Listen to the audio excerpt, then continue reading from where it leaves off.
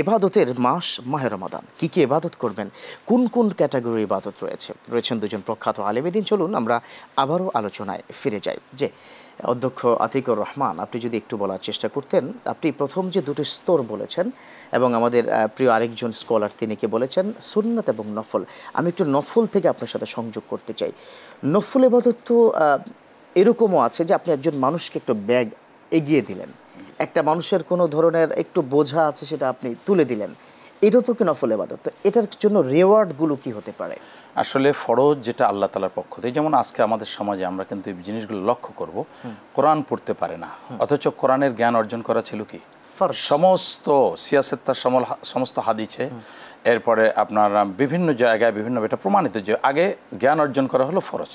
অর্থাৎ যেই ইবাদতটা সুষ্ঠুভাবে পরিচালিত হবে সেটার জ্ঞান অর্জন করা, ওই বিষয়ে যথার্থ জ্ঞান রাখাই হলো ফরজ। তলাবুল ইলমি ফারিদা আলা কুল্লি মুসলিম ও মুসলিমাত, এই যে একটা হাদিস আছে, শুধু তাই নয়, আমরা অনেকেই হাদিসটা বলতে গিয়ে অর্থটা বলি ভুল। যেমন আফদালুল ইবাদাত তিলাওয়াতুল কোরআন, উত্তম ইবাদত, আফজাল ইসমে তাফজিল সিগা, এটা হলো সর্বোত্তম এক সুপারলেটিভ ডিগ্রি ব্যবহার করা হয়েছে।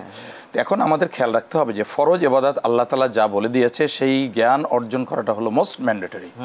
যেমন it is details explain for নফল, ওয়াজিব, সুন্নাহ এন্ড মুস্তাহাব। এখন এর মধ্যে খেয়াল রাখতে হবে কোরআনুল কারীমের সমস্ত কিছু হলো মৌলিক, তার মধ্যে একটা বিষয় হলো নফল, সেটা হলো তাহাজ্জুদ পড়া।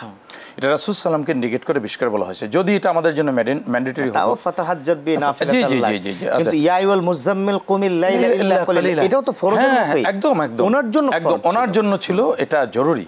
এখন মনে করেন এই জিনিসগুলো যদি আমরা পার্থক্য না করতে পারি, খেয়াল রাখবেন যে সমস্ত ফরজ ইবাদতগুলো আগে, যে কোনো কাজের মৌলিক বিষয় একটি ভঙ্গ হয়ে গেলে ওই বিষয়ের সম্পূর্ণ বিষয়টা ভঙ্গ হয়ে যায়। আচ্ছা, আপনি যেহেতু তাহাজ্জুদের বিষয়টা বললেন, এটা যেহেতু আমরা যে আকসামুল ইবাদার মধ্যে চতুর্থ নম্বর নফলের মধ্যে অংশগ্রহণ। আচ্ছা, তাহাজ্জুদের নামাজ কি নফল নাকি সুন্নাত? হ্যাঁ, তাহাজ্জুদের নামাজ এখন হলো একটা হলো সুন্নতের দিকে, একটা বিশেষ মাসের দিকে, আর একটা হলো নফল অন্য সময়।